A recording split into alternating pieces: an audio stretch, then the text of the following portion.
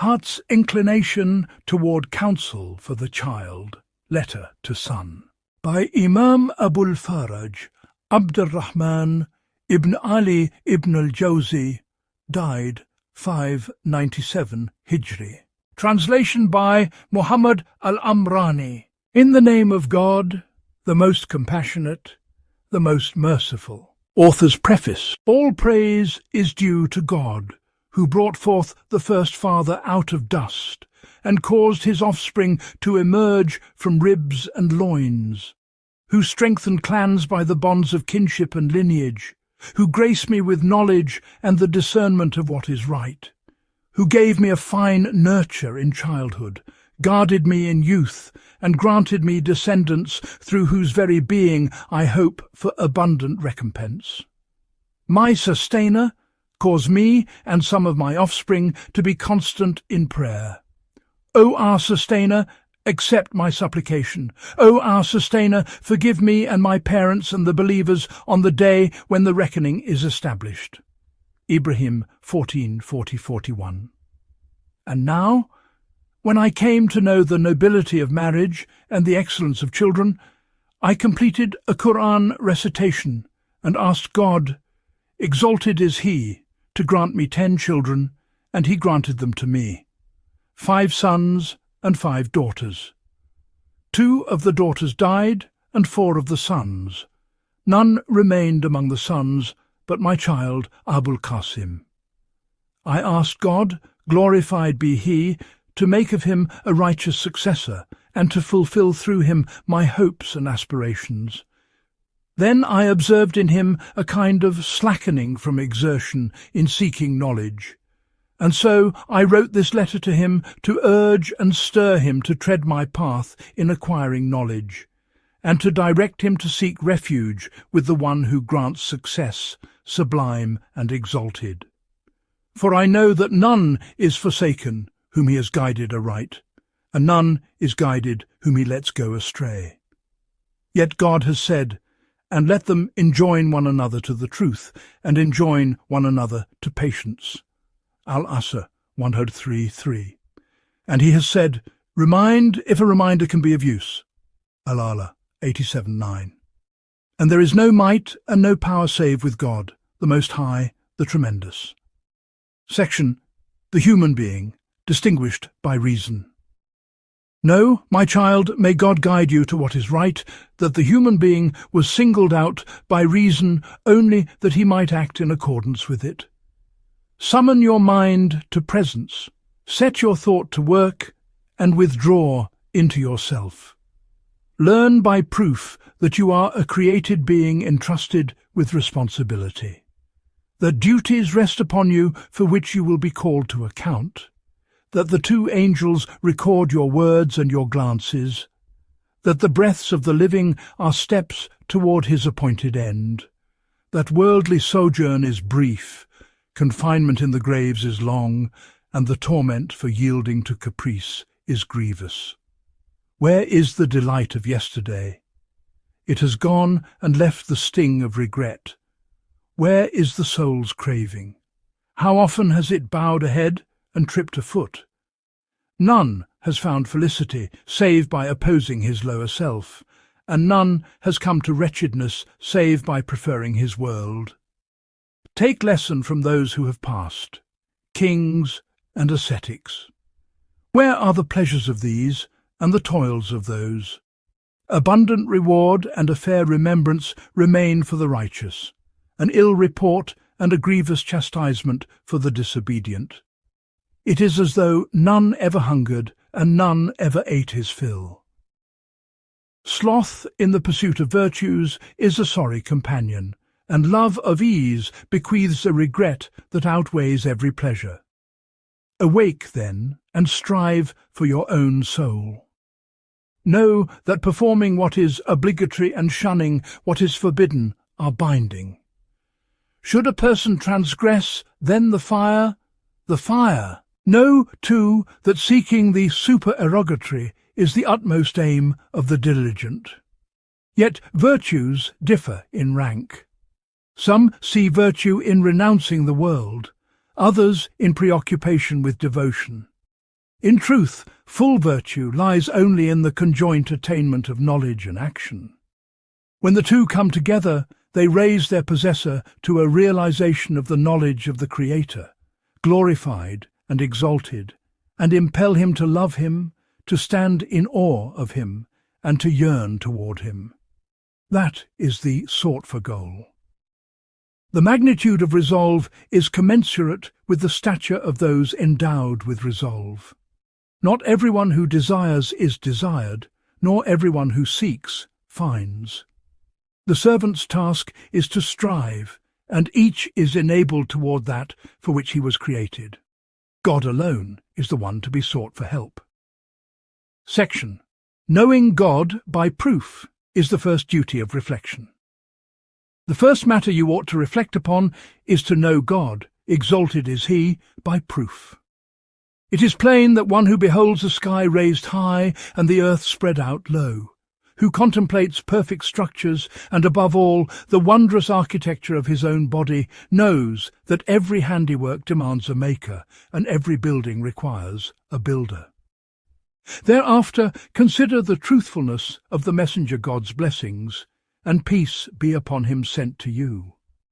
The greatest proof is the Qur'an, which has rendered humankind incapable of producing the like of even one of its surahs.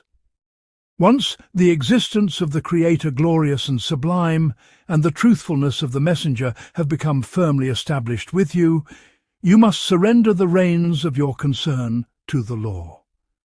If you fail to do so, it signifies a flaw in your conviction. You must know what is incumbent upon you, the rules of ablution, prayer, alms if you possess wealth pilgrimage, and other obligations. When you know the measure of the obligatory, uphold it.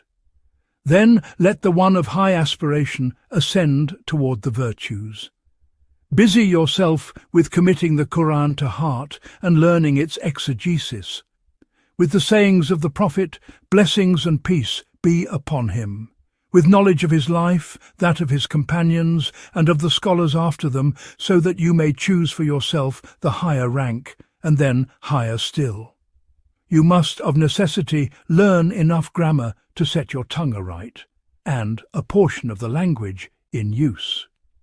Jurisprudence is the root of the sciences, exhortation their sweetness, and of them the most widely beneficial.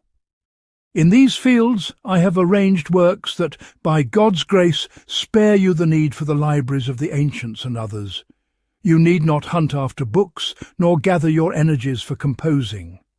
Where an aspiration halts, it is only because of its lowness, for when a resolve rises high, it does not settle for the lesser. By proof I have come to know that aspiration is born with the human being, weakening only at times. When urged on, it moves.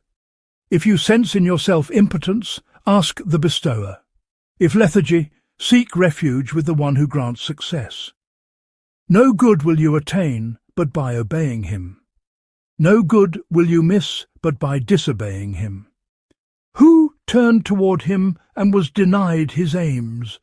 And who turned away and walked off with benefit, or gained even one of his purposes? Have you not heard the poet? By God, whenever I came to you as a visitor, I felt the earth fold up for me. And whenever I turned away from your door, I stumbled on the hems of my own robes. Section. The subtle one's care for his weak servant. Look, my child, upon yourself, at the boundaries of the lawful and the forbidden, and consider how he has guarded you as you have guarded them. Whoever keeps is kept, whoever neglects is left. I will recount for you some of my states, in the hope that you will behold my striving and ask the one who grants success on my behalf. For most of what I have been given was not by my own earning, but from the gentle one's devising for me. I remember myself a boy of 6 at the Kutab, paired with older boys, endowed in childhood with a mind abundant, greater than the minds of elders. Never do I recall playing on the road with boys, nor laughing beyond the bounds of decorum. At about 7 years of age, I would attend the courtyard of the congregational mosque. I would not choose the circle of a juggler, but seek out the traditionist narrating long accounts, and I would memorize all I heard and return home to write it down. God granted me the companionship of our Sheikh Abul Fadl ibn Nasir, may God have mercy on him, who would take me to the masters. He had me listen to the Musnad and other great books, while I did not even know what was intended of me. He kept an exact record of my auditions until I came of age, then handed me their register. I stayed with him until he passed away, may God have mercy on him, and through him I attained the knowledge of hadith and transmission. When the boys would go down to the Tigris to gaze at the bridge, I even in childhood would take a booklet and sit apart from people by the riverside, occupying myself with knowledge. Then I was inspired to renunciation. I fasted continually, minimized my food, imposed patience upon myself, and maintained it. I girded my loins and contended with sleeplessness. I was not content with a single field. I listened to jurisprudence, exhortation, and hadith, and kept the company of the ascetics. After that, I studied language. I left no one who narrated or exhorted, nor a stranger who arrived, without attending him and choosing the virtues. When two matters presented themselves, I would for the most part give precedence to God's right. In turn, God perfected my management and nurture. He set me upon what was best for me. He warded off enemies, enviers, and plotters. He made the means of knowledge easy, caused books to reach me from where I did not expect, granted me understanding, quick memory, good fortune, and excellence in composition. He did not deprive me of any worldly need. Rather, he brought me provision sufficient for my needs and more. He placed for me in people's hearts an acceptance beyond measure, and cast my words into their souls, so that they do not doubt what accompanies them. At my hands, about 200 people of the Covenant embraced Islam. In my gatherings, more than 100,000 repented. I cut off more than 20,000 forelocks people had affected in ignorance. I would go round to the elders to hear hadith, running until I lost my breath lest I be preceded. I would wake to no food and sleep to no food. Never did God abase me before a creature. Rather, he brought me provision in a way that preserved my honour. Were I to lay out all my conditions, the account would be long. As you see what my situation has come to, and I gather it for you in a single word. His saying, exalted is he, and remain conscious of God, and God will teach you. Al-Baqarah 2:282. Section, strive while there is still room in time. Awaken, my son, to your own soul. Grieve over what has passed of your neglect. Strive to catch up with the complete, so long as the time still gives you room. Water your branch as long as there is sap in it. Recall the hour you squandered sufficient as an admonition. The pleasure of sloth in it has gone, and the ranks of virtue have slipped by. The righteous predecessors, may God have mercy on them, loved to gather every virtue and wept over missing even one. Ibrahim ibn Adam, may God have mercy on him, said, "We entered upon a devotee who was ill. He looked at his legs and wept. We said, 'What makes you weep?' He said, 'Because they never gathered dust in God's path.' Another wept. They said, 'What makes you weep?' He said, 'Over a day that passed, which I did not fast, and a night that went by which I did not spend in prayer.' No, my child, the days spread into hours spread into breaths, and every breath is a treasury. Beware lest a breath depart empty, and you come on the day of resurrection to a treasury void and regret." A man said to Amir ibn Abd Qais, "Stop that I may speak to you." He replied, "Hold the sun." A group sat with Maruf, may God have mercy on him, who said, Do you not wish to rise?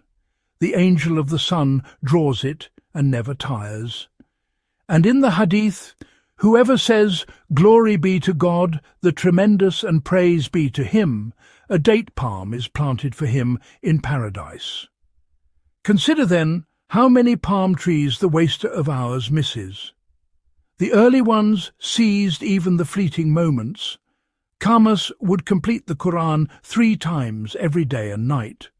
40 among the predecessors performed the dawn prayer with the ablution of nightfall.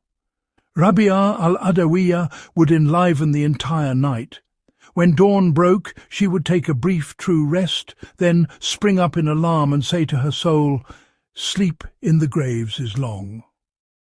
Section reflecting on the reality of this world. If one reflects upon the world before he came into being, he sees a span long. If he reflects upon it after he has left it, he sees a span long. He knows that the stay in the graves is long. If he reflects upon the day of resurrection, he knows that it is 50,000 years. If he reflects upon abiding in the garden or the fire, he knows it has no end. Then, returning to consider the measure of his stay in this world, say 60 years, he finds 30 passed in sleep and about 15 in early youth. Much of the rest goes to appetites, food, and livelihoods. When he extracts what is for the hereafter, he finds in it much ostentation and heedlessness. With what, then, will he purchase eternal life when the price is but these hours? Section. Do not despair of good. Let not what has passed of your neglect make you despair of good, my child. Many have awakened after a long slumber. Sheikh Abu Hakim told me of the chief judge, Sheikh Abul Hasan al-Damghani, may God have mercy on him, who said, "In my youth I busied myself with idleness and turned away from knowledge. My father, Abu Abd, may God have mercy on him, summoned me and said, 'My son, I will not remain for you forever. Take 20 dinars, I will open for you a bakery so that you may earn.' I said, 'What are these words?' He said, 'Then open a shop of cloth with knowledge.' I applied myself, and God opened for me. One of the companions of Abu Muhammad al-Halwani, may God have mercy on him, recounted, 'My father died when I was 21, known for idleness. I came to collect rent from tenants of a house I had inherited. I heard them say, 'Here comes the ruined hanger-on.' I said to myself, 'Am I described thus?' I went to my mother and said, 'If you seek me in the circle of the Sheikh Abul Khattab.' I kept to him, nor did I leave save to the judgeship, and so I became a judge for a time. Therefore, my child, oblige yourself to awaken at daybreak. Do not speak then of worldly matters. The righteous predecessors, may God have mercy on them, would not speak at that time about the world. Upon waking say, 'Praise be to God who gave me life after causing me to die,' and to him is the resurrection. Praise be to God who holds the sky, lest it fall upon the earth, save by his leave. Truly God is most gentle, a dispenser of grace unto humankind." Al-Hajj 22:65. Then rise to purification, perform the 2 rak'ahs of the dawn sunnah, go forth to the mosque in humility. On your way say, "O God, I ask you by the right of those who ask of you, and by the right of this walking of mine. I have not set out in insolence or pride, nor for show or reputation. I have gone out to avoid your displeasure and to seek your good pleasure. I ask you to save me from the fire and to forgive me my sins. None forgives sins but you. Strive to stand in prayer to the right of the Imam. When you have finished, say 10 times, "There is no deity but God alone, without partner. To him belongs the dominion, and to him is all praise. He gives life, and he causes death.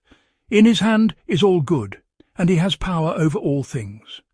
Then say, "Glory be to God" 10 times, Praise be to God 10 times, and God is most great 10 times. Recite the throne verse. Ask God to accept the prayer. If you are able, remain in remembrance until the sun rises and ascends. Then pray as many rak'ahs as are written for you. 8 are good. When you have reviewed your lesson until high mid-morning, perform duha in 8 rak'ahs.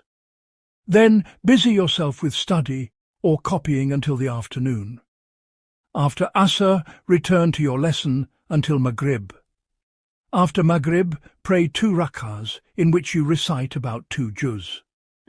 When you have prayed Isha, return to your lessons. Lie on your right side. Say, Glory be to God 33 times, Praise be to God 33 times, and God is most great 34 times. Then say, O God, guard me from your punishment on the day when you gather your servants. When you open your eyes from sleep, know that the self has taken its share.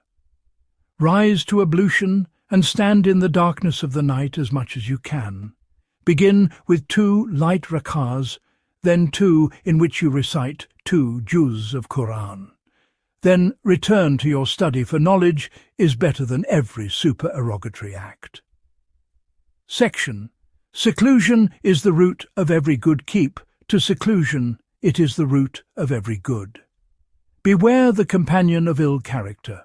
Let books be your companions, and your gaze fixed upon the lives of the predecessors. Do not take up a science until you have mastered what precedes it. Consider the ways of those complete in knowledge and action, and do not content yourself with the lesser.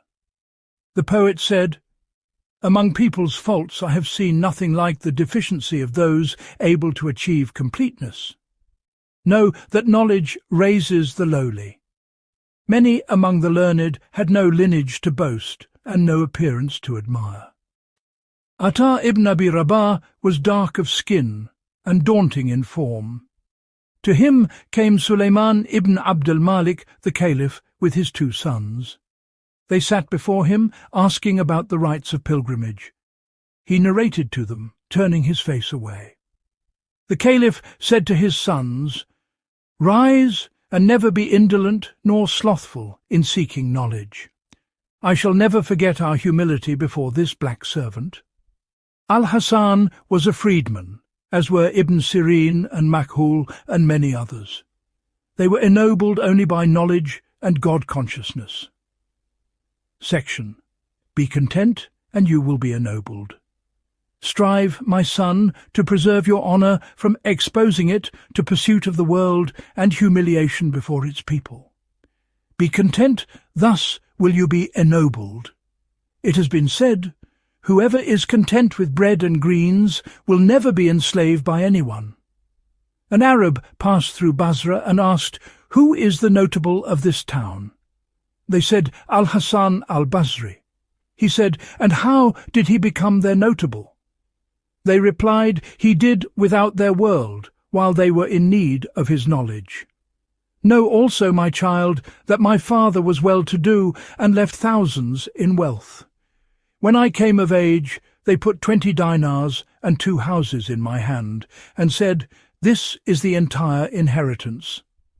I took the dinars and bought books of knowledge.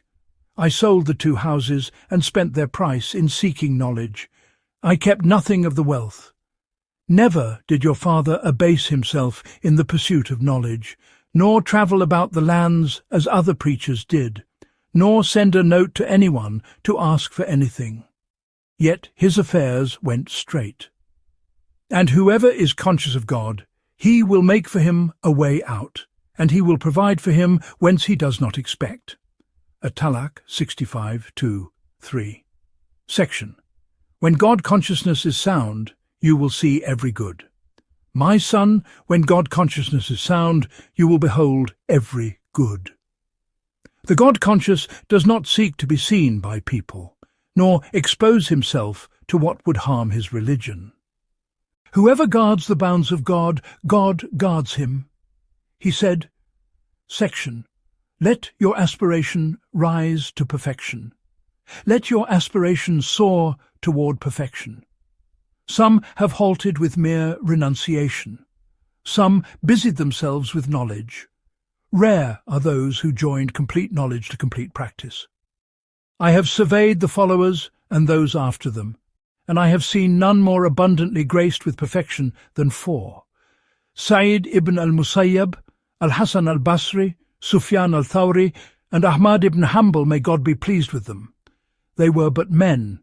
Only their aspirations were lofty, whereas ours have weakened. Among the early ones were many of high aspiration. If you wish to behold their states, look into my book, Purity of the Elect. Or, if you wish, consider the accounts of Sa'id, Al-Hasan, Sufyan, and Ahmad, may God be pleased with them, for I have compiled a book on each. Section: Memorization is capital, its investment is profit. You know, my son, that I have authored 100 books. Among them, the Grand Exegesis 20 volumes, the History 20 volumes, and the redaction of the Musnad 20 volumes, the rest, greater and smaller, 5 volumes, 2, 3, or 4, and more or less.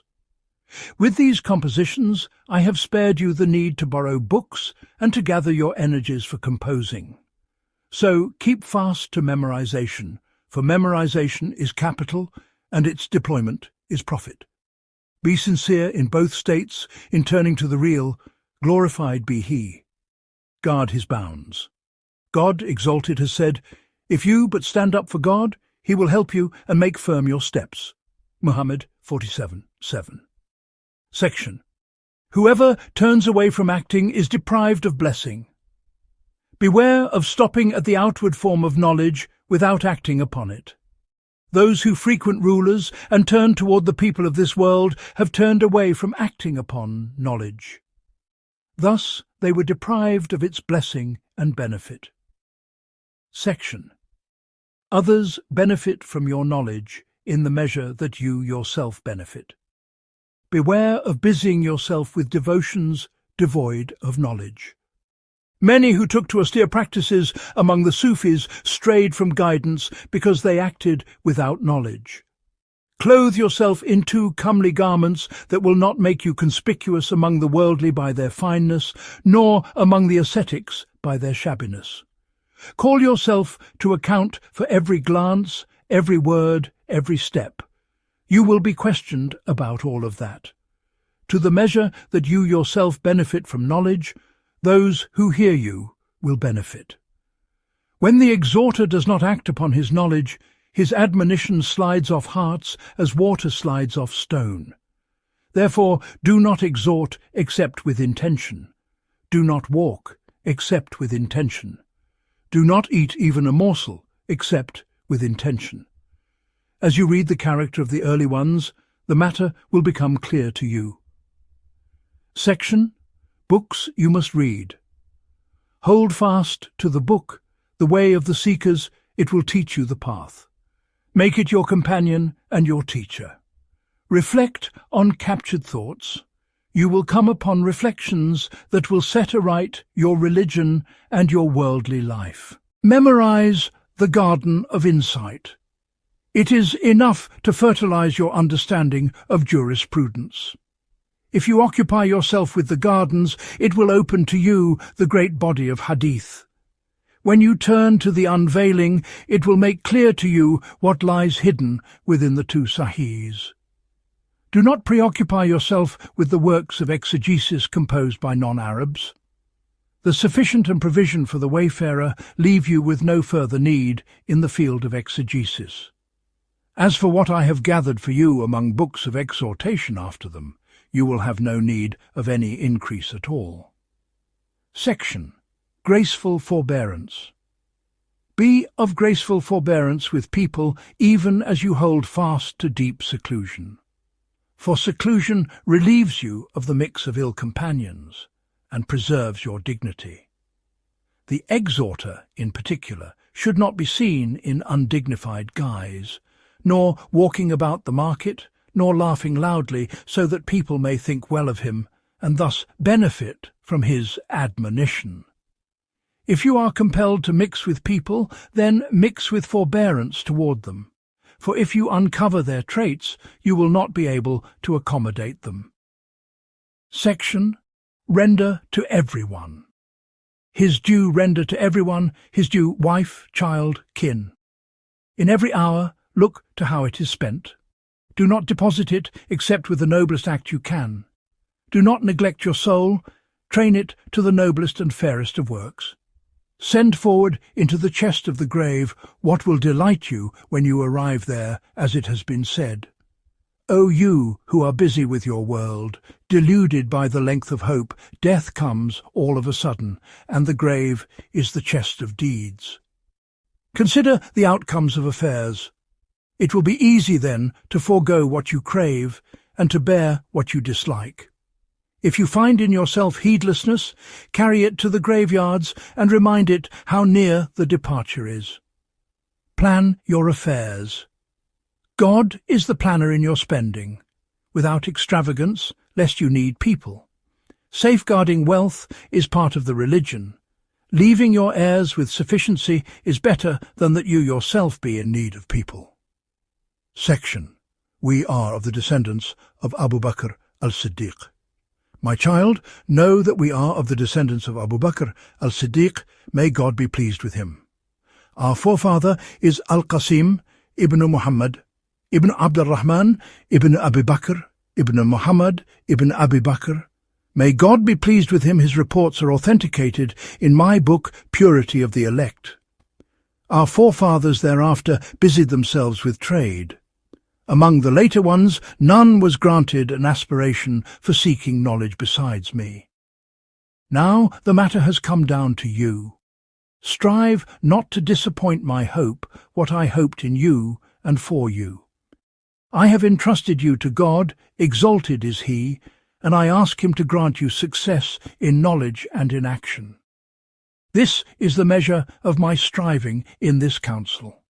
There is no might and no power save with God, the Most High, the Tremendous. All praise is due to God, with the praise of those who ever increase in praise. May God's blessings be upon our Master Muhammad and upon his family and companions, and peace.